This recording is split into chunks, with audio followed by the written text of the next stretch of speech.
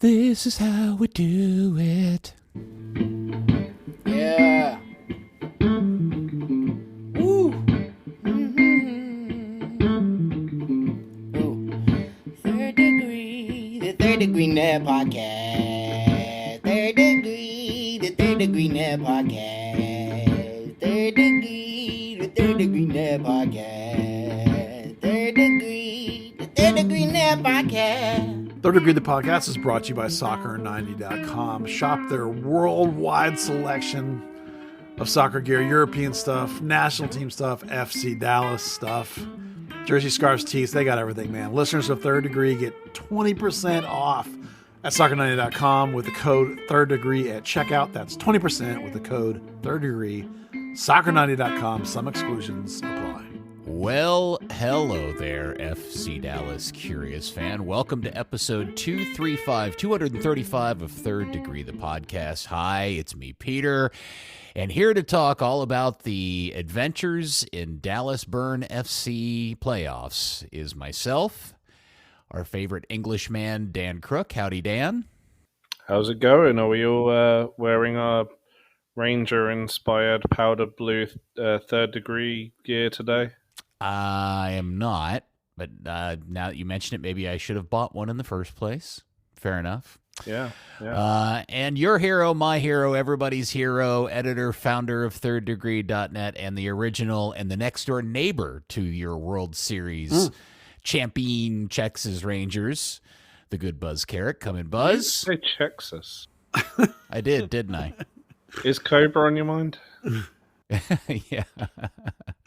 Yeah, Peter, in my casual baseball fandom, that's not my sport, but I did grow up, within shouting distance of the ballpark over here and back in the old Arlington Stadium. And even we used to go sit in the bleachers for $2, after school, we'd run over there and sit out there in the sun and grew up, in the market of this team that has never done anything ever. And I will admit this, not being a baseball guy, I'm just a casual Ranger fan, but it's still something I've been involved with my whole life.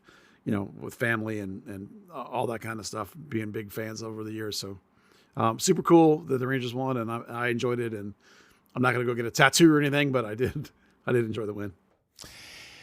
I've lived here my entire life. They're my hometown team. I know very little about baseball, and I have no claim whatsoever as a fan of the club. But man, I got to tell you, I am so deeply happy for those friends of mine that are big Ranger fans and I know guys professionally and people personally that have invested a lot of time and money into that team over the however many years, and they deserve everything they got in the last 24 hours, and I'm happy for everybody. So it's pretty great. My favorite thing about the Rangers, other than Nolan and the Robin Ventura thing, and Pudge is probably my favorite player, but the powder blue jerseys, both the old version and the new modern version, are amazing, and that got us the totally awesome FC Dallas version of the kit that they have. So that's probably my favorite thing, other than the one or two great moments. Yeah, it's a lot of fun. It's crazy what happens when the owner of the club decides to spend a whole lot of money and go nutso on buying the best players possible. And best manager. Funny how that works, huh? Yeah. Well, and they got the city to spend crazy money to put a roof on it so they could get pitching. I know that. Yeah. Yeah. It's a weird parallel to our anti-parallel to you don't say. Yeah, it's funny, isn't it? Kind of weird how all that has worked out for the Texas Rangers. Yeah. What could we possibly learn as we move into Seattle 2, Dallas 0 on Monday night? And before we get into the game itself, I want to just go ahead and get out of the way the whole thing about Velasco, because that's obviously a big talking point out of this game. But as we record this on Thursday, we waited specifically to record Thursday late because we wanted to make sure that A, you got to go to a training session, and B, we wanted to make sure we got as much information about the Velasco situation as possible, which we got today. And by the time everybody hears this, they know it's not good news. Yeah, on Wednesday, when I talked to Coach after training, he told me that they were not very optimistic, but he didn't have the MRI results because the MRI was that morning. And he said, we'll know more tomorrow, and we'll tell you on the press conference. And then so the Zoom press conference on Thursday, they announced, Coach did, the official ACL tear, and with a 9 to 10 months prognosis out, which is pretty standard. That's nothing unusual about that timeline. That's very normal. And, of course, that's a real bummer. So there's lots of things to talk about with this. I, in particular, immediately asked Coach about Alan. How's he doing as a person, as a young kid living here by himself. And he said that Alan obviously was really discouraged after the MRI, but then, a day later was vowing to fight and return and all that stuff. And they said they're going to work out a program with him to they can't have the surgery yet because without knowing any specifics, they said things have to happen. What they mean is the swelling has to come down, the inflammation has to come down. Everybody knows that about this kind of injury. They flew back from Seattle. I'm sure that was a factor, So that'll all happen. And they said they're going to work up a program with him for rehab. And a part of that program is that they'll work him here, of course, but they'll actually let him go home to Argentina for a while, and have somebody that they'll work out something with somebody down there or send somebody down there, or they'll give him a chance, in this horrible time for him to go home and spend some time with his family. But also when he is here, which will be a lot of the time too, of course, they'll keep him heavily involved with the team and involved in all this stuff, so he doesn't get stuck here by himself, going through this horrible rehab at 20 years old by himself. You can just imagine where a young kid like that, who we've already seen before, have slight off-field loneliness sort of issues pop up. Well, that obviously for me was a big concern. So I think they'll have a good plan in place for that, and that's reassuring, I think. Who's going to take care of his puppy? Well, I hope he does. Can't take him to Argentina with him. No, I'm sure they'll get a sitter or something. But then, they got a whole department on player wellness now. Remember, that's the thing they added about a year ago. So hopefully they'll have somebody take. Maybe I'll offer to puppy sit. I love dogs. So I'll take him. So I want to talk about, there's been so much discussion, and specifically in your Discord, Buzz, which, by the way, if you're listening to this and you're not a Patreon and you don't do the Discord, you should. It's totally worth your time. It's a fantastic community of people, a lot of which are very angry at the Sounders for this injury. And Dan, you've seen it, you've watched it. Do you hold the Sounders, Roldan or Rushnick or anybody else accountable for this injury? No. I mean, if it is that play as well in the second minute where he's just sliding for a ball, that's just part and parcel of the game. It was interesting because it was Garrett Melcher of the club who tweeted out after the announcement of the injury the video evidence and making the claim that the injury didn't happen in the 12th minute in the Rodon collision, but actually happened in the second minute of the game when Velasco has the ball in Seattle's half of the field and tries to turn back against a group of Seattle players, and the ball kind of squirts away from him, and he goes to slide tackle for it. And you can kind of see his left leg get bent up underneath him. I was surprised. I mean, I'll tell you why. I didn't notice anything about Allen. I don't recall in watching the game in real time ever thinking up until the Roldan incident that anything bad had happened to Allen. Do you recall that in any way, Buzz? No, I do not. But I guarantee you that Meltzer, as an employee of the team, would not have tweeted that without 100% permission and knowledge from the medical staff and the coach.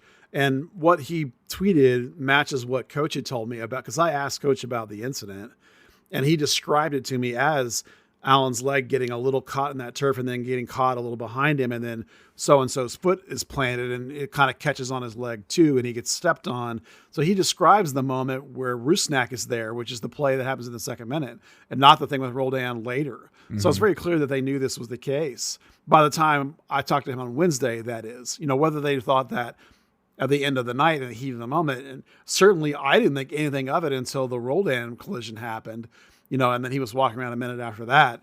So it seems very likely to me that this is the right scenario, that something happened. The initial injury happened in the second minute. And if you know anything about this kind of injury, you can walk around on this injury until there's lateral pressure that will pop it and obviously be like, oh, something's seriously wrong. And it may not have been until that later collision that he realized that something was seriously wrong. Well, I'll tell you what I did this afternoon is I went back and I watched the first 15 minutes of the game, and all I did was watch Velasco for 15 minutes.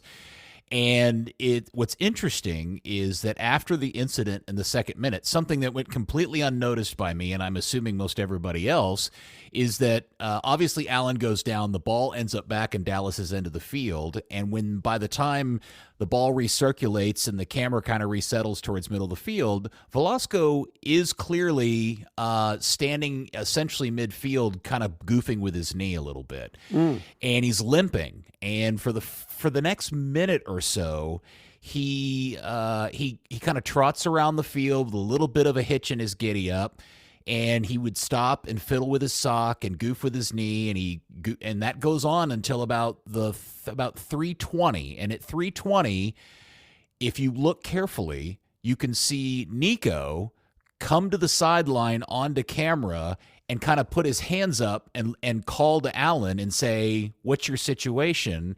Allen turns around and gives him the thumbs up. And Allen continues to play for another minute. He's clearly testing the leg. He blocks a shot with his right leg at the top of the Dallas box.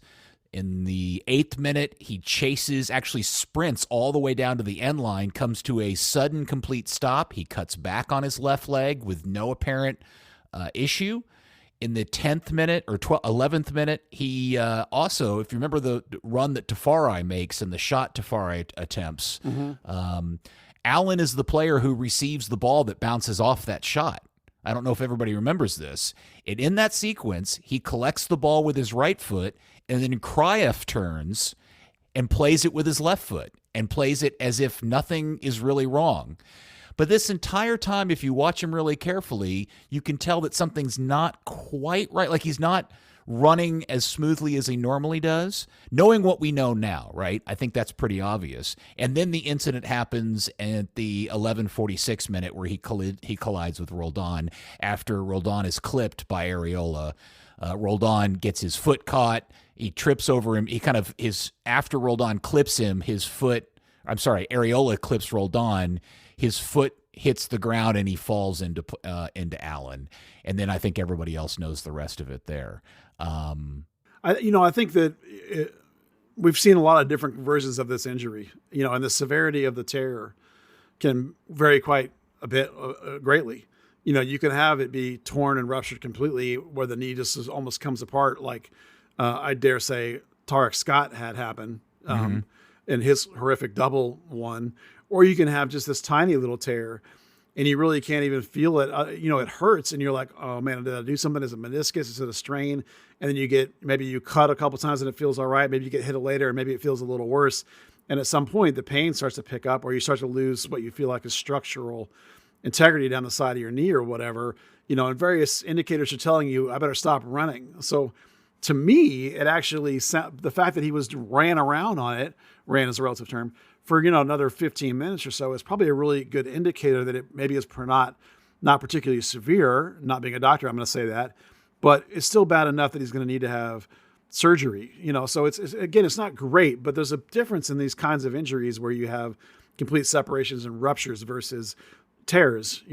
Yeah, in fact, what's interesting is immediately after the Roldan incident, he does go to the sideline. He does something with the trainer. We don't see it on camera, but it's less than 15 seconds later that he's back on the field.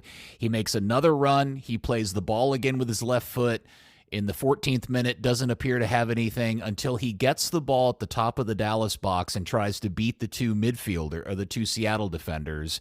And it appears that he goes knee to knee with Rushnick at that point. And that's when he kind of hops on it and goes to midfield and then goes to the ground and begins to cry. Well, if he goes knee to knee on a guy, you can imagine perhaps that putting some pressure on the tendon in a way that you maybe hadn't experienced to that point. And that point, maybe he really feels it and like, oh crap, now I'm in trouble. And it may have been something he was just trying to get through until all of a sudden it's like, nope, this is not happening. And the body starts to shut down on you. And then you really get an emotional reaction when something really that awful feeling can happen to you when parts of your leg are giving away in directions you weren't expecting them to.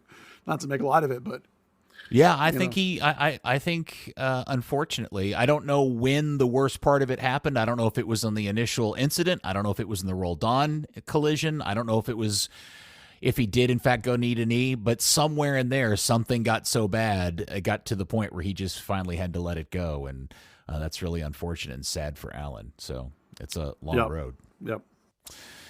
But I have to say, Buzz, even with all of that in mind, there was very little indication, even up to that point in my mind, that Dallas had much of a chance based on the very hopeful way they were playing. There was no purpose to the game for Dallas, it appeared. It was very kind of like, hey, we're just going to try to do what we got to do to survive this as best we can. I think for the first little bit, they were pretty active, through 30 minutes, really. For example, if you look at Jesus's shots and touches through 30 minutes, he has, 5 touches in the box and 3 opportunities, 2 of which were absolutely golden opportunities. He's got an XG of 0.6 at that point, which is, if that's your stat, it's not mine, but a lot of people really like it. It is indicative of the fact that he got a couple of good opportunities in that moment. But this is something Coach talks about a lot. Like when you're on the road and you do create these early opportunities, you really have to get them, because this is a team that always is going to produce a low volume of opportunity. So you have to take advantage of these when they come. And this is what we talk about all the time, of like the big player rising to the occasion. And we said all along that this team was going to go as far as someone like Jesus or Allen might do something special. And Jesus had there at least 2 golden moments that he could have done something in that first 30 minutes. And when those things didn't happen, it almost felt like there was a little bit of a deflation after that. Jesus in particular wanted nothing to do with the penalty box after that, and really I think that, and combined with the Allen injury, those 2 things probably deflated everybody across the board. And it would have been really remarkable, actually, in my opinion, to see much of an emotional reaction when you've had these early chances and blown it, and you've lost one of your key talismans, and now you're like, how are we going to even create anything? So, the things did not go the way they want, and you can look at all kinds of stats that can indicate that. It really was a poor selection across the board. I really struggled even to come up with anybody I thought was a decent enough performance to make them man of the match. It just overall was a really, really bad game when it could have been so much better and early on, and then just deflated and was bad. Dan, the loss of Velasco, in my mind and observation, was that it just, even though they weren't super dangerous in the time that Velasco was on the field, there were at least moments where they felt like they could get control of the game for spells because of Allen. And once he went off the field, that all just flat flew out the window. Yeah, it seemed to take the, I guess, the idea out of the side. Although it was, the best chances came from Paxton pressing out of the midfield, but actually moving the ball forward, you kind of rely on having someone like Allen who can, identify movements and pick out passes. After that, it was really in Kosi that was the creative spark almost, and even late on, it was him just lashing the ball from far out because nobody else opened up for him. Mm-hmm. Yeah, it was a frustrating game to watch. I mean, obviously playing in Seattle has never been a big deal, a good place for Dallas, and the commentators certainly. I did not watch the Apple TV one. I watched the Fox FS1 duo, who I've never heard of before. Oh, they were terrible. Yeah. And they couldn't stop talking about Dallas's track record in Seattle. If they told you once, they told us 11 times. Yeah. I mean, fair play. Dallas just doesn't perform well in Seattle. It's funny, after the game, Buzz, you and I traded a message about how it was maybe Illarra's worst performance for Dallas. Yeah. And I spent a significant amount of the game wondering what he must be thinking playing on that surface, and if that in any way, shape, or form played a part in his performance. Maybe, we should put a tag on that, of course, that everything is relative, that he still was very good. It just probably was the least good of his performances, which is remarkable. Right. That by most measures, his stats are pretty sweet in that game, even though, I think there's a point at which if there's nobody in front of you, it's really hard to make any line-breaking passes that are going to free somebody up. And that was what I sort of watched for a great deal of the game. He still had a remarkable number of recoveries and intercepts, and you could actually look at him and João Paulo on the other side. and João Paulo is so gifted and so good, and that's exactly what Illarramendi could be for this team, and what we're hoping he is for this team. So there's a great analogy there between those two guys. So Illarramendi was fine. He by anybody else's measure, he had a great game. It's just that we've come to expect so much more. And I think the combination of, Allen's the occupation of the hole on the left side that he's supposed to be in, and Jesus is vanishing from the front third of the field, and even Areola perhaps becoming a little static, and Obrian on the other side, just doing what Obrian does. There really wasn't a lot of opportunities to play forward progressive passes into good positions, and just it's just stagnant. Yeah, Dan brought it up. The only two real, I guess there was three dangerous chances: the Tafari fun run and shot was one. The second one, and the other two, obviously, are Jesus's opportunities, both of which were created by Paxton pressing and getting the ball turned over in Seattle's end of the field. And, I have no other way of saying it, as harsh as it is. Jesus just simply choked both of those opportunities. And you can't make as much money as he did and know that so much is reliant on you that you may be willing to forgive missing one of two, but to miss both of those opportunities is a real problem for this team. Yeah, well, that comes back to the idea that a special player, in order for this team to do something, this is not the budget of these gigantic teams with lots of money. So you're going to need a guy to do something special. And he had the opportunities early to do something special, and he didn't do it. But I think that when Jesus has these games where he goes and vanishes from the front third, I think he means well by it. I think he's trying to drive the team and get the ball and get actions going. But the problem is that it's really bad for this team when he does that. Coach, in passing, mentioned a stat to me, and I went and looked it up, and it boggles my mind. He specifically said, look up when Jesus has 40 pass attempts. So I did. And it's remarkable. On the surface, it sounds great. When Jesus... Yeah, listen, when Jesus has 40 pass attempts... I can see where this is going. Yeah.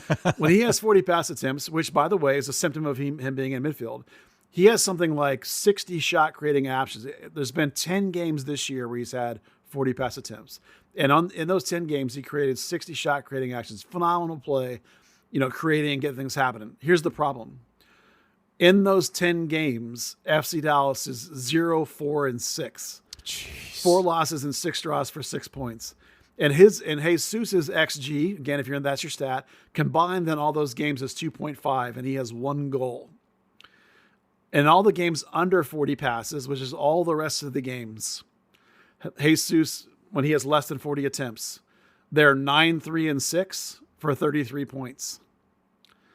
So this is a perfect hallmark of, yes, he's a very, very good player. You could probably actually play him in almost any spot on the field, and he might be the best player on the team in that spot.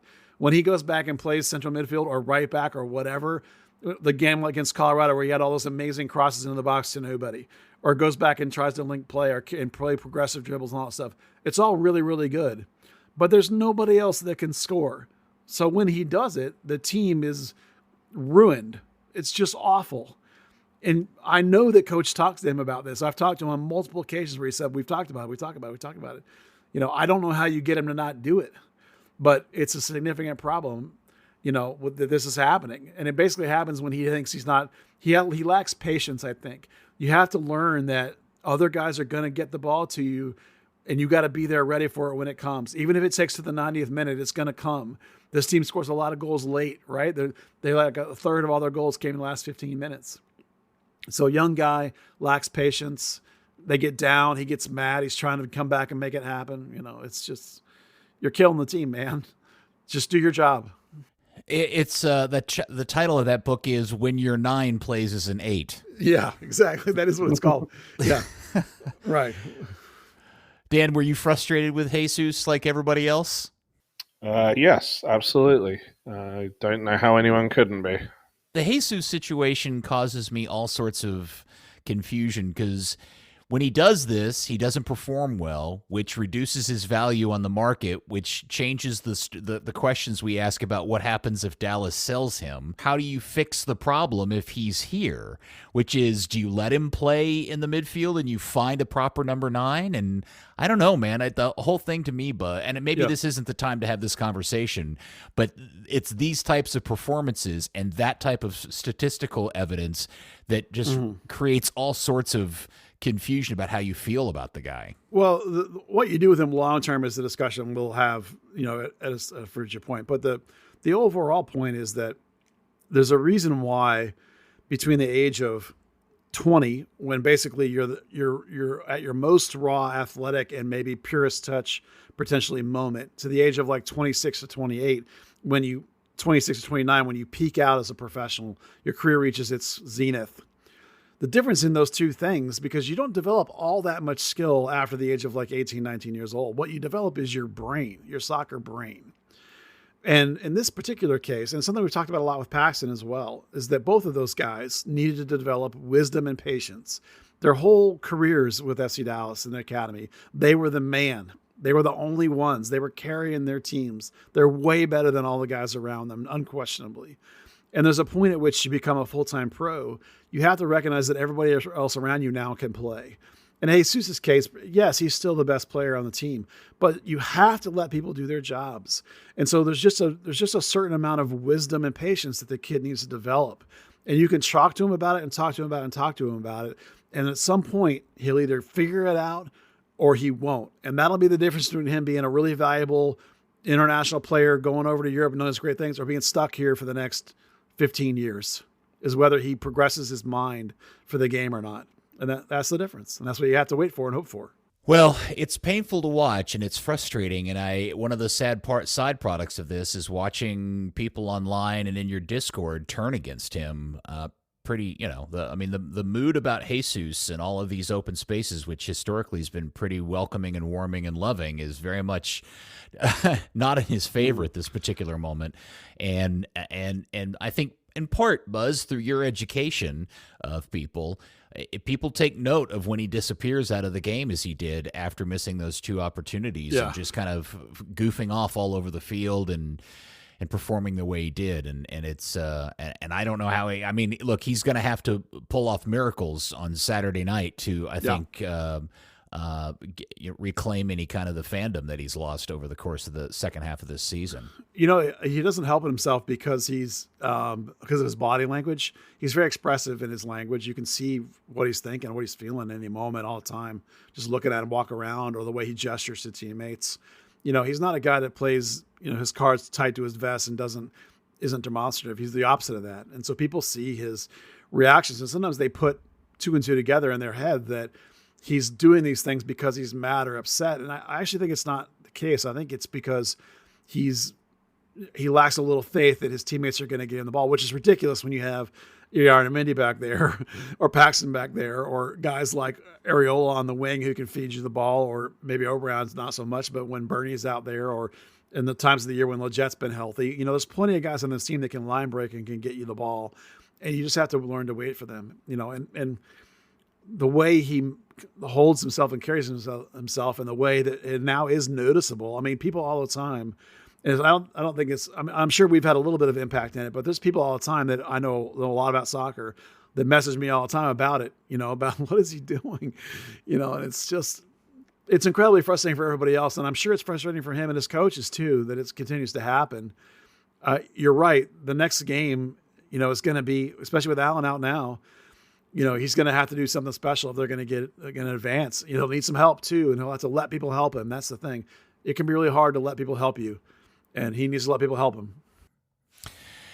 The thing, I don't know, man. It's just, it's frustrating. It is frustrating to watch. And I think, his body language stuff, I don't think he's actually mad at anybody. I think he's frustrated because he's so good. Your point that he could play any position on the field and be the best player at that position is probably right. And I think that just means that he gets frustrated with the situation. And so he tries to go and fix it himself, represented and shows itself in him, in Dallas's final third when he's not up in the box, and that whole stat stuff that you read out. And it's I'm sure if you're Nico Estevez, you are so frustrated because Jesus is the golden child in this club, both kind of literally and figuratively, and Nico can't seem to do anything to fix it, because this has been an issue for not a short period of time. It's tough because you can't blast him. You can't rip him. You can't really bench him. He's way too valuable. You need him too much. When we've talked to death, the idea that no one else at this team can score at a good efficiency. He's your only good scoring option. You just have to try and keep coaching him and keep hoping he'll get it. Because when he isn't doing this, which is the other 80-85% of the time, he's phenomenal. It's only this 15%, and it magnifies, of course, because it's in losses, and it's in bad losses that we really, really see it. So it's a compounding problem for everybody involved, because we all start talking about it and mentioning it and blowing it out of proportion, probably, when it's bad, which is like when you get smoked in the first game of the playoffs. Yeah. It's I don't know. Dan, you have anything you want to throw in here? You've been awfully quiet. No, it's just an incredibly frustrating way to start the playoffs, and it's just incredibly frustrating. And on the broadcast, Dunny kept saying, he hasn't scored since September. And to miss those two absolute golden opportunities in the first half hour and then kind of run away from the play was just a really disappointing thing to see. Well, I suppose he's got an opportunity to make up for it, like we said here on Saturday night. Let's move on to some other players and topics to talk about. Yep.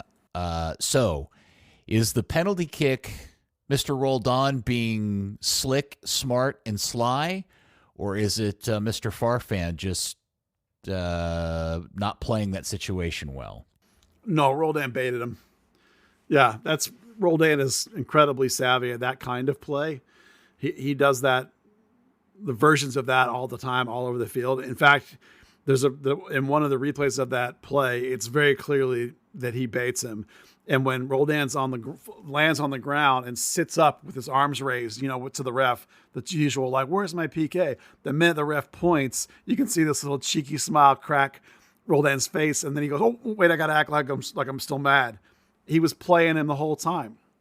This is exactly the kind of thing this guy is really, really good at. There's a reason why he's still a pro at his age and still producing at a really high level at his age. And it's because of his mental understanding of the game and his gamesmanship. You don't have to like it, but I think you got to, on some level, I think you get to respect it, because he definitely, earns that PK 100% on his own by baiting Farfan, in my opinion.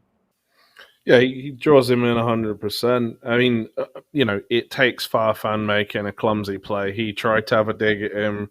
Roldan evaded it, took a couple of steps into the box.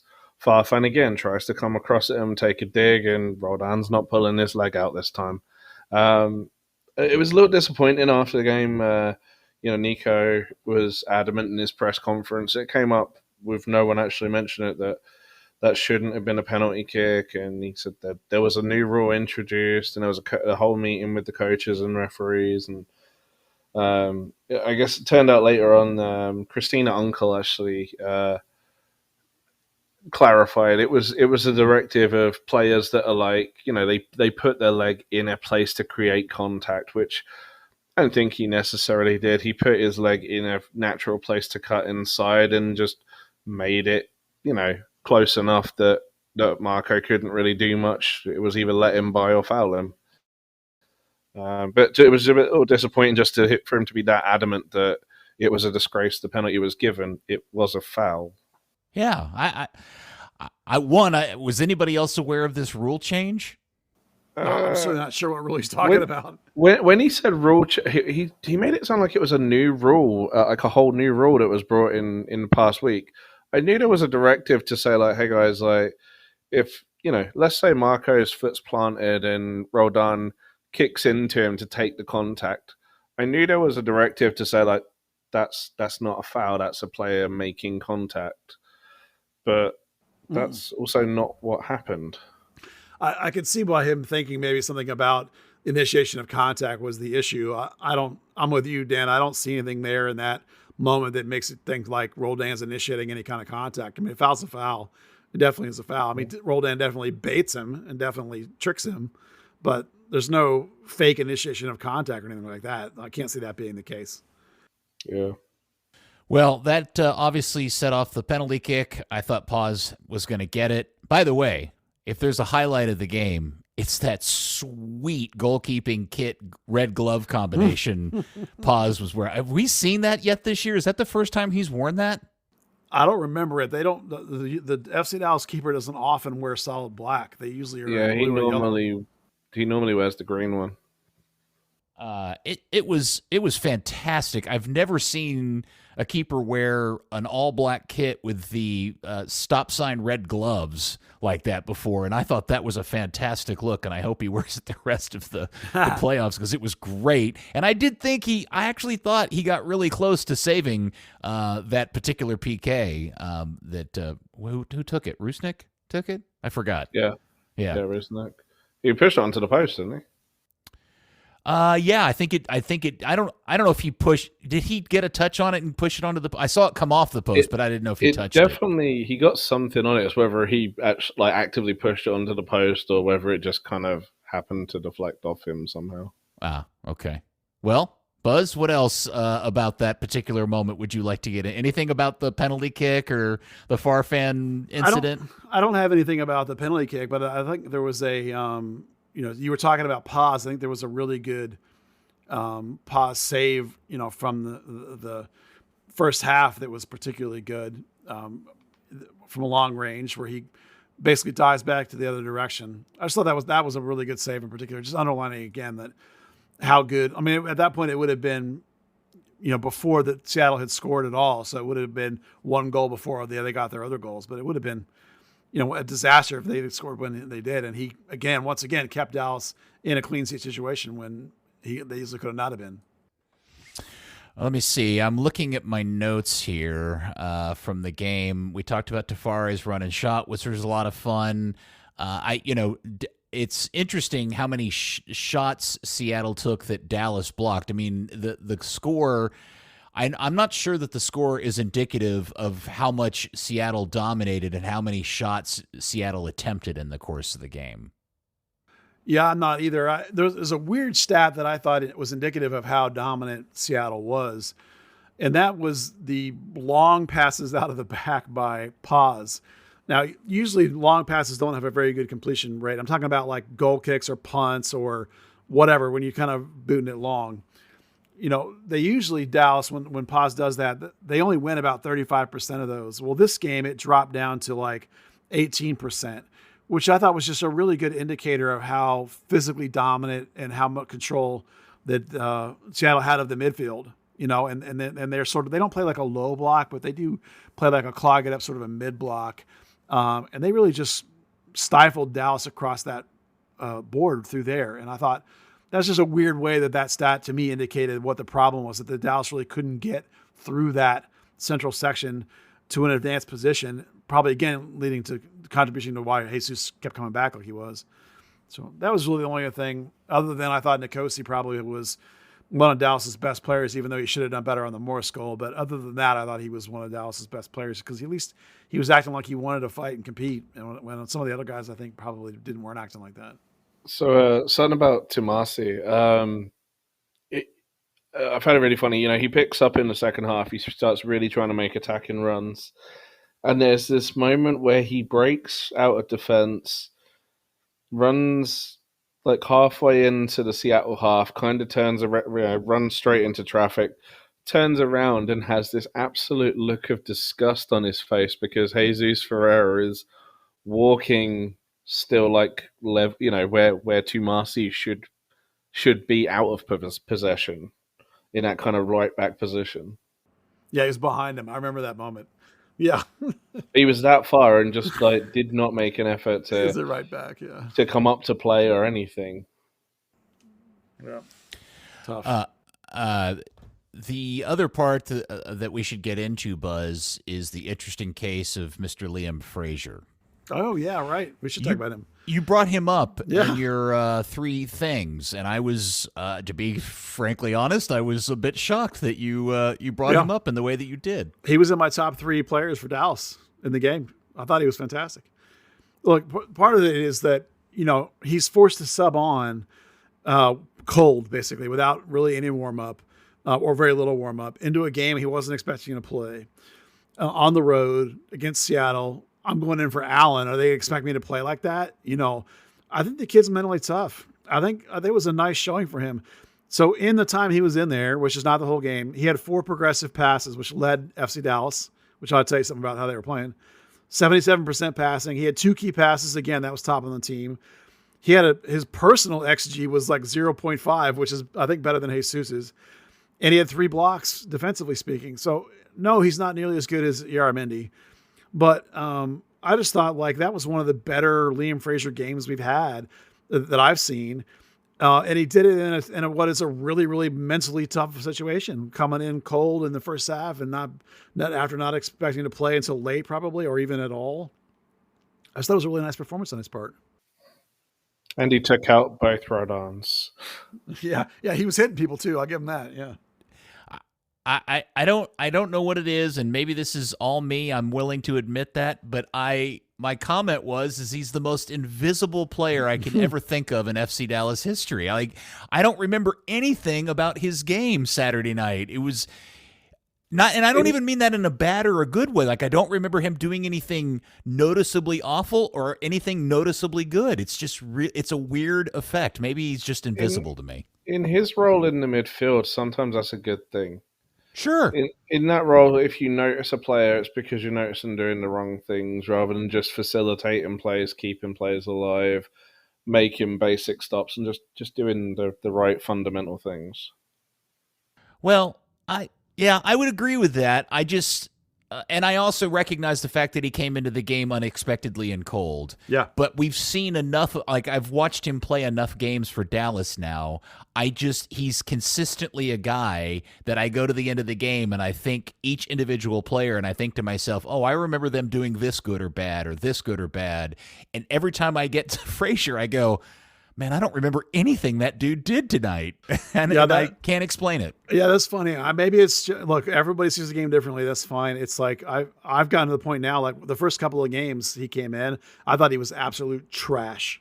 And I've completely changed my opinion of him now. Now at the end of the season, I think he's a phenomenal roster piece. I think he's mentally tough. I don't think he's even remotely close to some of the players on this team in terms of ability, but I don't think it lets him phase him. I think the kid shows up every day and works. He puts in a solid, as they would say, puts in a solid shift. He's adequate in most of his stat categories, and he is willing to get a little tough when he needs to. So for his price point and for the circumstances of this game, I actually thought that even if you throw those two things out, I still had him just 100% on the game as one of the top 3 guys. It's just. Go ahead, Dan. One of the notes I had doing the write up for the blog was, he's fighting. Getting towards the end of the game, and most of the teams just quit, and they're already thinking about the next game. There was him, Tumasi, Tafari were pretty much the only ones that were kind of just going for it. Yeah, it was frustrating to watch because the overall kind of vibe of the game, and I think this is maybe more indicative of the playoff format than anything else. John Tolkien talked about this today from New York Red Bull. I don't know if you guys have seen that video clip of him that's going around. Have you guys seen this? No. He basically was just laughing about this ridiculous playoff format that MLS has set up to, codify Apple. And he said, look, once you're down 2-0, you might as well just, you're just looking forward toward the next game because goals don't mean anything. And he's right. It's like, especially if you go down 2-0, and you don't have your best attack or one of your best attacking players in the game. You can kind of understand why everybody shuts down because it's like, hey man, it doesn't make any difference if we lose 2-0 or 200-0. What we have to do is at least win PKs on Saturday night in Frisco. Yeah. Did you watch the St. Louis Kansas City game though? No, I didn't. Oh man, I bet you St. Louis doesn't think that way. Well, I think no. Look, I'm not saying wrecked. yes, yeah, but I mean, but they got wrecked. Did they let themselves? But did they? So how? I don't even. I know that St. Louis lost to Kansas City, but my question is, did they get wrecked because St. Louis said, "Well, hey, look, we're already behind by so much. It doesn't make any difference. Like, why risk injury or tire ourselves out when all we have to do is win the next game or win it on PKs?" Well, in that particular game's case, St. Louis, because they were at home, they pressed really hard to try and get back in it. So they brought on offensive guys, and they attacked and attacked and attacked and attacked. And got caught, pushed up. Well, I mean, at that point, Kansas City was up 3-1 inside 40 minutes of the start of the game. Kansas City came out blazing and just wrecked them. But then St. Louis kept trying to get back in it, and they made all these subs, and they kept attacking, and Kansas City got another one on them. Yeah. So, they're probably demoralized by the sense of yes, it got to be 4-1, and we tried our damnedest to break them down, and we couldn't even do anything to them at all. And that was at home, and now we got to go to their place. So, yes and no, I totally agree with you. The format is kind of wanky, and you're right that once you go down a couple of goals, why bother? But depending on who you are and how the game goes, I think we could really do real bad damage to yourself. And it'll be interesting to see how St. Louis responds to see if my theory is correct, that they're basically done at this point. As Dan predicted would happen, by the way. Credit to Dan. That's right. Credit to Dan. But when it relates to Dallas and their kind of overall vibe as the game went on, what I can't figure out is this a group of guys that have just essentially given up because they're all bummed out? Or are they hey, we kind of need to save ourselves for the next game in Dallas? That's what I can't 100% sort out in my head at this point. Well, I think some of it was the missed opportunities earlier, and once they didn't get them, and they lost Allen and it took the heat out of them, and that probably is, you're right, deflated them, and then why bother at that point? Mm-hmm. There's another game that'll be an interesting question: is New York at home throttled Charlotte? Or was that the playing game? That was the playing. That was the playing game. Never mind. Yeah, forget that. Bad example then. New York got throttled by Cincinnati. I guess it'll be interesting how New York responds to that throttling with Cincinnati, because that was 3-0. That might be an example of a game that once Cincinnati was up a couple of goals, the other team quit. I guess we're going to find out. This is the first time we've seen this format, this every game's a win format. We've seen 3 legs before, but not like this. It'll be interesting to see what happens in game 2. Home fields have been really aggressively good across the board in this tournament so far. But this is the most ridiculous aspect of this, and the thing that everybody's talked about since they announced it, is that Dallas loses 2-0 in game 1. All they have to do now is win the next 2 games on penalty kicks, and they're through without ever actually winning a game. Yeah.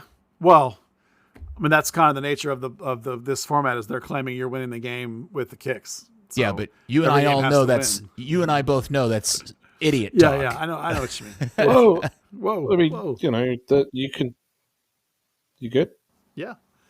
I was just making a big deal about Peter's idiot talk. Okay. It's wow. So, I mean, you could really have the same thing happen with the 2-legged playoff. Was it one season Seattle made it to MLS Cup and didn't actually score a goal throughout the playoffs? They scored 1 goal or something stupid. They kept winning penalty shootouts. Yes, of course. MLS has historically goofed this up in a variety so many ways. A variety of colors and flavors. And then Apple came on. Yeah, this is just a new iteration of just another stupid playoff format. And I'm not sure this one. I mean, this isn't even the stupidest. But this one doesn't make a lot of sense. And we'll see. I mean, how it all, I guess by the time we get to the start of next week, we'll have a better idea of what the actual results of this are. But I was going to say, it's going to be really interesting, those third set of games, to see how many teams actually try to play for penalties. Well, let's see how many third games we get. What movie is it where they have the line about stop trying to make fetch happens? Mean Girls. Mean Girls, yeah. Okay, so kicks from the spot is my fetch. Stop trying to make kicks from the spot happen. Just play. Apparently, they're releasing the musical as a movie now, so kicks from the spot is going to happen. Fetch.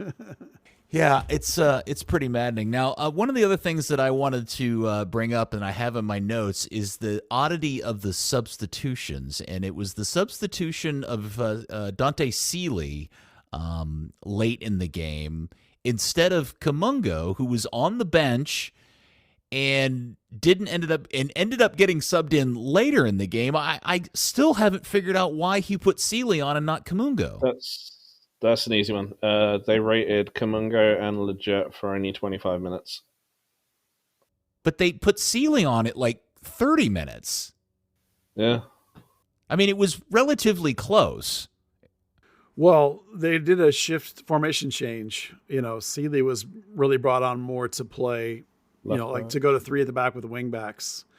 And, for whatever reason, he thinks Seeley can be a wing back. I think that's a terrible idea. I think Seeley's a horrible wing back. But, that's Junka's in for Farfan, and then Junka's sliding over as like the third center back, and Seeley's the wing back. I'm sure the idea is that you have an extra winger, basically, Tuamasi's on one side and Seeley's on the other, giving you two, because Tuamasi can be a winger. Remember, he was that. So it kind of, the idea is that you're going to overload offensively. I don't think it worked, but I'm sure that was part of the idea of going Seeley first, is because of that idea that coach seems to have, that Seeley is a wing back or can be a wing back. Well, I think it's pretty clear to all of us now why Dante Seeley is back in Frisco and not playing in the second division in Holland anymore, because the level of give up in that kid is shocking. Well, the worst part is that you can tell he knows that it's a problem, because there's lots of times where he does the give up and then he goes, oh crap, and he recognizes he did it, and then he runs, and it's like, dude, you just gotta. The worst one for me is the when he comes in for 20 to 30 minutes and he only runs at like 80% on several occasions. It's like, dude, you're playing for 25 to 30 minutes. You can run 100% every single run you make. You don't need to make these jogging sort of runs. And that really annoys me and frustrates me. The kid has a lot of a talent, but he needs to figure out the intensity that the moment requires and the focus the moment requires. He's just coming in and playing. And if you just come in and play at an MLS level or higher, you're not going to get very far. You got to come in and compete. It's different. Well, it was disappointing, and then Bernie came on, and I'm still not sure Bernie's not actually hurt more than they're willing to admit, because there was even a moment a couple minutes after he came on where he kind of was looking wonky at his ankle again. Yeah, the turf was rough. They knew it was going to be rough. They were just hoping. That's a prayer and a Hail Mary at that point, just hoping for anything. Obviously it didn't work, but, there's not anything in that other than hopefully he's better for this next one. Yeah, well, it's a strange deal.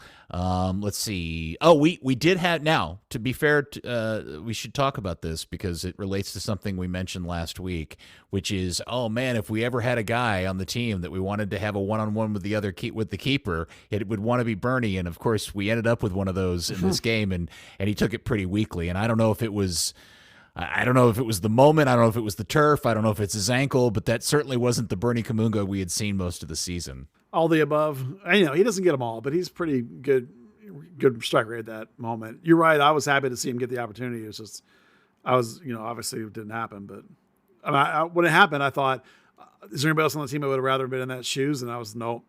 Well, certainly not Jesus. Yeah. Or O'Brien or Areola doesn't have the pace to catch that. It's just. All right, so Buzz, 8:00 Saturday night in Frisco. It's game 2. Yeah. Again, Dallas. You would love to see Dallas win the game, but technically, all they have to do is get it to PKs and win in PKs to make it a game 3. What's your vibe on how they're going to try to accomplish this? What did you see at training, et cetera, et cetera? Well, the number one most important thing is to understand that Martin Paes will indeed be in the All Black again. Good. This is positive. You know this for sure. You've confirmed this? I have the official Major League Soccer kit diagram for the game, and Paes is in All Black. I am fist bump. Do they have the red gloves in there too? No, they don't draw the gloves, but they have Dallas in the red and blue. Would you get your red crayon and draw the gloves on there for me and then take a picture of it and post it on social media? Does that mean Seattle's in the green and blue? It does. It's a colorblind game. Yeah, it'll be awesome. Yeah, sweet. The Seattle's in the rave green. The ref is in blue, and FC Dallas is in red and navy. So the colorblinds are going to love this one. It'll be awesome. Okay, important thing number 2: Facundo's back in town training. Got his green card, presumably. So that's good, I guess. The reality is that Facundo is coming off of an injury and was out of town, so I don't put a high chances of him playing. The trick is how do you play Alan Velasco, and how do you get Jesus to stay up front? And the way I think about it is I think back to the RSL game with the 3-1 win up there, when Paxton Pomykal basically played the Allen 10 role. And I don't remember who was behind it, but it was probably Fraser and Illarramendi. And given how physical Seattle is, I'm kind of leaning, my instincts are leaning into like a Fraser Illarramendi double pivot with Paxton given the more free role, the Velasco role. And that's your best bet, because you have to replace Allen's line breaking, passing, penetrating dribbles. You have to replace that aspect, and you have to try and keep Jesus up in the box. So Areola probably is a given at this point. Leggett is too early to be able to start, but he can compete more. Maybe he can give you half a game, perhaps, if you need him to. Bernie's an interesting question, because basically you're stuck at this point because Ansa's not in the mix. It doesn't appear to be for a start. When he subbed into the game, I thought I was like, I had totally forgotten about that cat. Yeah, Hail Mary. I forgot he was even on the team. Yeah. So it's probably going to have to be O'Brien or Kamungo, if Kamungo's healthy enough to go a whole game. But you saw him on the turf, so what do you think? It's probably going to have to be O'Brien again. So you really don't have a lot of choices. You don't have Leggett, you don't have Bernie, doesn't look like probably to start. So it's going to have to be O'Brien and Areola, Jesus up top. Paxton is the more free player. Fraser, I'm pretty sure at this point, in Illarramendi combo, and that makes the back line easy. Farfan, Nkosi, Ibiaga, and Tuamasi with Paes. It really is all you can do. If you're curious about Jose Martinez, it got rolled in practice on Thursday before the game by O'Brien. So he got his ankle rolled, and then they went up and they took him with them. They took Martinez with them. And then Martinez, when they trained on before the game, they trained up there in Seattle, and Martinez wasn't comfortable, recovered enough. So that's why he didn't make the bench. And that's why Corsa was on the bench instead. Ah, okay. So will Martinez be healthy enough to make the bench? Probably, because if they took him along thinking that he might be a game day decision, they probably is pretty close. It's probably not super bad, but I don't know if that really gets you anything, because he's not going to start. It's going to be Nkosi and Ibiaga, but it does answer the question of where the hell was Martinez? Why was he not on the bench? Well, it was weird because somebody had mentioned that he had posted some video on his Instagram account, it was like a weird time to be posting a highlight reel of your season. Well, a player that I not to get into off-season stuff, but if there is a player that's more of a veteran player, they'll tell them ahead of time whether they'll be involved or not. Mainly to give those guys a chance to find a landing spot and a playing spot, so they don't get blindsided. Because this winter will be mid-season in Europe. They sort of give them every chance they can to find whatever, if they're going home, that kind of thing. So the conjecture with that, him sharing that video, was potentially that they may have told him that he's not going to be here next year. But that wouldn't affect him. He's not Ziegler. It's not going to make him miss more games.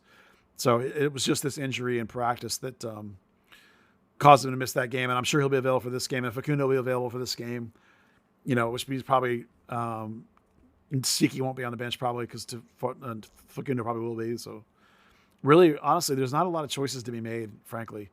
With the injuries they have, they're kind of stuck with the 11 that they're going to play, in my opinion. So how do they take this 11 and turn this into some sort of positive result? Well, you have to hope that you can. That's why I mentioned that RSL game when Paxton played this role and Dallas dominated. I don't know if you guys remember that game. It was at the start of the run of when they had the 7 games in 22 games, 7 games in 22 days. Excuse me. They played up there and played really well. Paxton pressed really well and had made a bunch of good runs into the box. And they got at RSL, and RSL tried to play. That's the thing, right?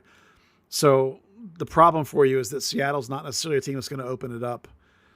They're going to play a mid-block. So you're going to have the same sort of problem. So what you have to choose, try and match their effort and intensity. You're going to have to be able to have, and one reason why I think that leans into Fraser is because he showed intensity last game. You're going to hope Nicosia's going to bring some intensity. You're going to hope the home field advantage is going to give you intensity. You can feed off your crowd. Hopefully Jesus will stay up front and be patient enough for them to get some opportunities.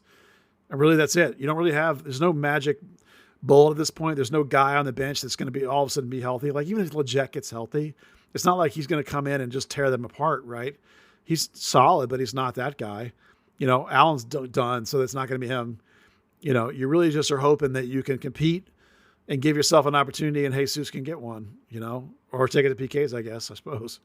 Hopefully not. That'd be boring as hell. But at a minimum, you got to match their intensity. You got to make your home field be tough for them to play in, make it hurt for them. And then try and go back up there and steal it if you can. They've only won there once in their entire history. So going back up there is going to be a crapshoot at best anyway. So you got to dominate here at home for sure now. Yeah, we obviously would talk about that on the next episode if, in fact, they get the result this weekend. But this all very much has the feel of the previous 27 years of always next year. Well, the problem is that, as you say, why don't teams just play a block against Dallas? Well, this is a team that does that. Yeah. They didn't draw a team that wants to play. They would have been better off if they had gotten Salt Lake or LAFC, teams that want to open it up and play, or even the Galaxy if they'd have made it. Sporting likes to play too. They don't want to block. So, but here's a team that does. So you're in trouble, like you say. It always causes Dallas problems. So this is about the worst matchup available in the playoffs, frankly. Yeah, I think the frustrating part, though, Buzz, is that these are two similar teams. We talked about this last week. Their structure and their purpose is not dissimilar from each other. They're both low creation chance teams and low scoring teams in general. Seattle's had their issues with injuries of key players. But there does appear to be not just a different tactic when they do have the ball and pushing forward and trying to create opportunities, and their ability to actually create super dangerous opportunities. It's just a different level of player and a different level. The two teams look very similar from the first 2/3 of the field, and in my mind look very different in the attacking third of the field. Does that make sense? Yeah, no, Seattle's a better version of FC Dallas. There's a reason why they're in second place. Yeah. They have a couple of key players that are better than some of the guys Dallas has. And then Seattle also has way, way more experience, and they know how to do this, and they know how to better break down a block. So when Dallas went up there and blocked, they knew how to get around them. They went around the outside and crossed it in. That's one of the ways you beat a block. Dallas doesn't have that play because they don't have a Jordan Morris. They got Jesus. They got a guy who's 5'8" instead of a guy that's 6'2". Yeah, well, that cross Nuhu put in was farting perfect, by the way. That was an amazing cross. Both center backs could have done better on it, but it was an amazing cross. You're right. But, they have these big physical guys like Nuhu. They got creative, nifty guys. They have multiple ways to break down a block. Dallas doesn't have that. Yeah. They're better offensively than Dallas is. They're more experienced than Dallas is. Their defenses are pretty much the same. I would stack up Dallas's defense pretty close to theirs. Paes in particular, I think, is probably better than Frey at this point. But, that doesn't mean that you can take that they're not better in a lot of other phases, and that's the thing. There's a reason why it's a 2 seed versus a 7 seed. Is that what they are? 7 seed? Yeah. So, it's not a whole lot of points, but it's 3 or 4 wins. That's a lot. That's a big difference. And Seattle's been there many, many times and won it many, many times, and this team has not. And they're going to need one of their kids to do great things. Paxton and Jesus are going to have to carry this team through this round if they're going to do it. This is where we're at, right? Well, yeah. I mean, there's not much. They're not loaded with attacking talent and goal scorers. They haven't been all season, and it would surprise everybody to find somebody suddenly banging in goals after nobody's done it all particular season. I mean, the season's balls happen. You're not looking at him. Illarramendi can make some great splitting passes to set you up, but he's doing it from deep. It's going to be Jesus has got to get in the box and get opportunities. Paxton's going to have to crash underneath in what it was Allen's role, which Paxton can't do if he's on. Is Bernie capable of starting? Or can O'Brien do one of his O'Briens like he did in this the game that they won against LA? Where he almost tried to blow it and then didn't. I mean, what else do we have at this point? I don't know. I'm just trying to run off the Texas Ranger vibe, kind of back into the playoffs and surprise everybody with a run, do the unexpected. It is a bummer that all day, everywhere you turned, what you heard was, now all 4 professional sports teams have won their championships in the Dallas-Fort Worth area. It is annoying, but it's a battle we've been fighting for years. The problem, who's it that told a story about going to dinner with 9 of their best sports buddies to watch the Rangers, and 3 of them it was somebody in your Discord. Yeah, didn't even know there was a pro soccer team in town, and I'm like, that's a typical. And they were eating at the restaurant across the street from Toyota Stadium. Across the street from Toyota Stadium. You know, I mean, listen, we're at a point here, and I know it's tough, where the team's running out of bullets. We've talked about this team all year. They're not there yet, and they're kind of running out between injuries and youth, and they're running into a team that plays the way they can't handle. They're just kind of out of ammunition at this point. Yeah, you got to hope for something special if you want to get out of this round. I hate to be a gloomer, but this is not an emotional reaction. I'm analyzing the team, as I'm sure you guys both do, and you probably recognize, just like I do, that they really are running out of potential to do something. Well, Bernie's not healthy. Jesus is doing whatever he's doing. Allen's out. It's just they're kind of running out of guns. Buzz, we've been watching this team now for almost 30 years. Yeah, what we are witnessing this season is just a slightly different variation of what we have witnessed for the last almost 30 years. This isn't a surprise, right? I mean, it is what it is.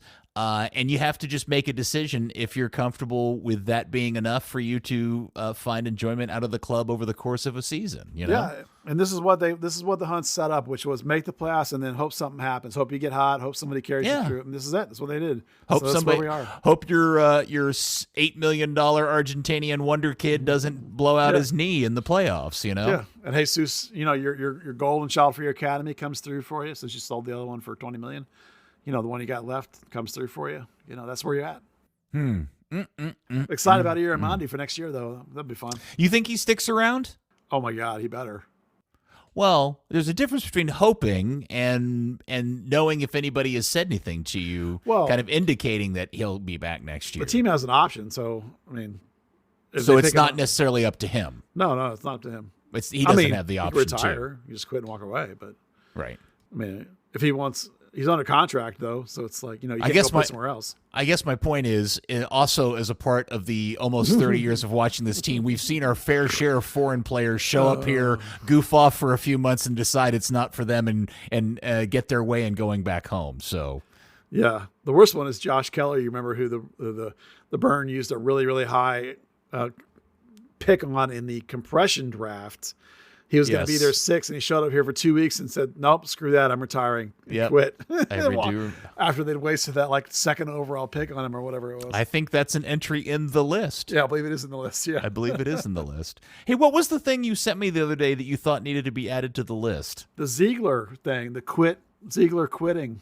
Oh, Rito. When he posted that he had been exposed to COVID, and we later found out that he did that to say because they weren't offering him an extension.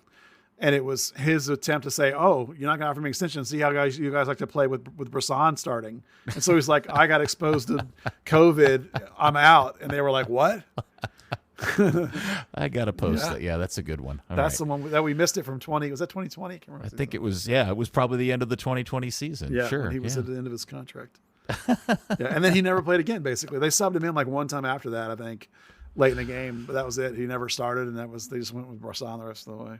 Yeah, we promoted that a few weeks ago, and somebody read it for the first time, and they sent me a text. They're like, "No," they sent me a text. They're like, "This is satire. Like you made all this up, right?" And I'm like, "No, every single entry in the list is 100% true and accurate." Well, it reads like it's one of those things like you couldn't make this up. It's so bizarro. It's like something you'd read in The Onion. Yeah, after except it's 30 years of it now of bizarro stuff. Yeah. All right. Well, I don't know what else to do, man. It's just, I feel like we're at that point where we all kind of know where it's headed, and I don't want to be too much of a bummer about it, but I also don't want to be unrealistic either and get everybody's hopes up, Well, we're in the keep it realistic business, not the get everybody's hopes up business. I mean, obviously I'm hoping something happens. I mean, Jesus is a tremendous player. It's always possible he could just do this thing and carry this team all the way, but the stats and what we're seeing are telling us that's very, very unlikely. Well, I do feel like coming out of this, the two talking points is how has Jesus's poor second half of the season affected whatever plan this club had for Jesus, whether they were planning on selling him or keeping him, and how that plays out. And the other part of it is the Velasco injury, because his injury and the timing of the injury doesn't clearly allow Dallas to put him on, recoup his DP spot, right, and his salary situation.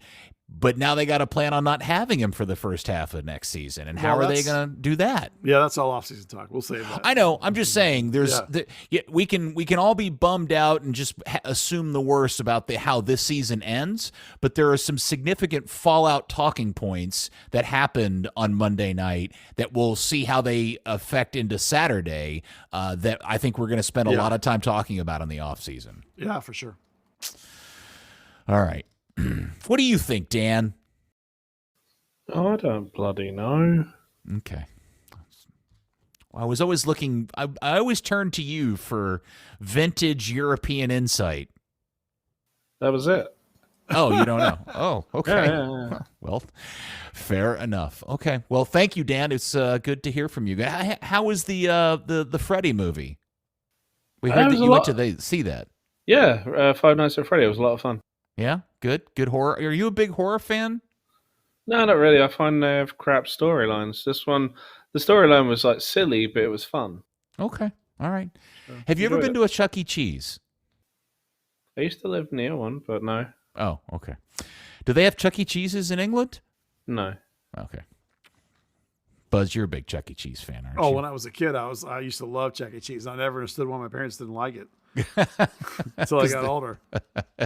Now you'd never go back inside one, would you? Yeah, now it's awful. I would never go there.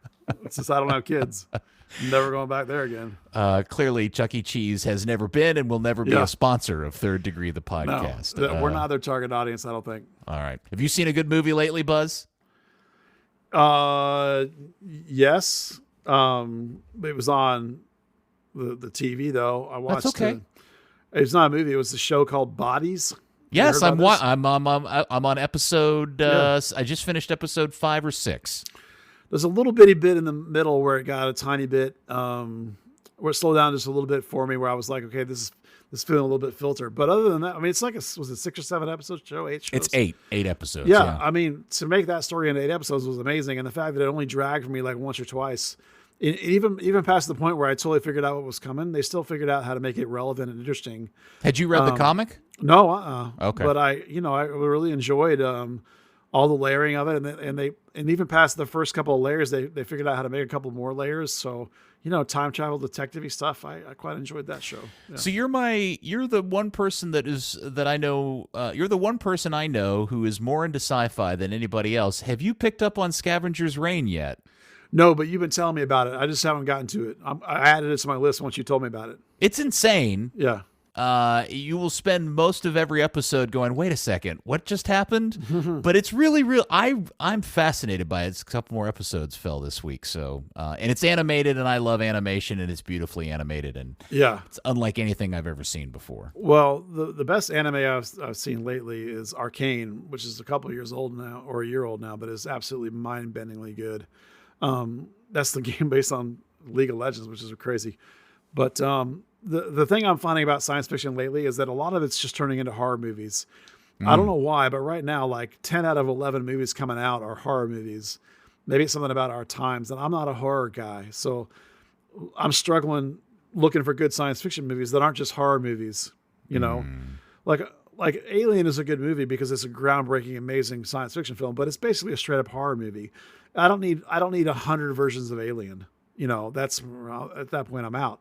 I really enjoyed Foundation on Apple. That's been really great. So I'm hunting and pecking, looking for my good sci-fi shows and detective shows. It's the other genre I like, which is why I like Bodies, because it was a combination of sci-fi and detective. So that was fun. I'm trying to figure out if I should recommend one of the greatest sci/medical fi movies of all time to you. What's that? It's a movie called Human Centipede. I'm aware of it. I'm not watching that. Not watching that. I made Dan laugh. I'm so proud of myself. Well, straight up, if you haven't seen Arcane, I recommend that. Okay. Yeah, Scavenger's Reign is not anime. It's animated. Yeah. I didn't know if you thought I said it was anime. It's not anime. Tomato, potato. I'm not one that makes a distinction between animated and anime. Anime is animated, so, whichever. You would like Arcane either way. It's a spectacular piece of storytelling, and it happens to be animated. All right. Very good. Well, there's enough TV/movie talk to end the episode. Dan, thank you very much, my friend. Thank you. And Buzz, I guess I haven't figured out if I'm going to the game or not Saturday night. You were going to try to sit with us. Is that not happening? Well, I haven't decided. I was trying to source a ticket, purchase tickets from friends of mine that have season tickets. And so there's a weird situation where several of my friends that have season tickets did not buy playoff tickets. Wow, that's weird. Well, because they had like a few of them were traveling and didn't think they'd go to the games. And a few of them just said, yeah, it didn't. Season didn't really endear us to spending more money on the team. So, So if I'm going to buy a ticket, I'm probably just going to have to buy it straight from the club. But I haven't decided if I wanted to go yet or not. Well, thanks for hosting, and hopefully you'll come hang out with us. It'd be fun to see. Maybe we can go grab a bite to eat or something. Yeah, for sure. Very good. Third Degree, the podcast, has been brought to you by Soccer90.com. Shop their wide open selection of FC Dallas national team gear, European club gear, jersey, scarves, whatever you need, T-shirts. They got it all. Soccer balls. Man, I think they even got some cleats over there. Soccer90.com. If you're a listener to this podcast, use the code Third Degree at checkout for 20% off. That's 20% off Soccer90.com, code Third Degree. Some exclusions may apply. All right. Well, thank you, guys. It's good talking to you. We will hope for the best on Saturday night, 8 o'clock at Toyota Stadium. Game 2 of this round of MLS Funny Playoffs. And thank you, FC Dallas Curious fans. We hope you enjoy the game Saturday night, and we will be back next week to talk to you on another episode of Third Degree, the podcast. No Thomas Roberts or Alan Velasco. Third Degree, the Third Degree Net Podcast. Third Degree, the Third Degree Net Podcast. Third Degree, the Third Degree Net Podcast. Third Degree, the Third Degree Net Podcast.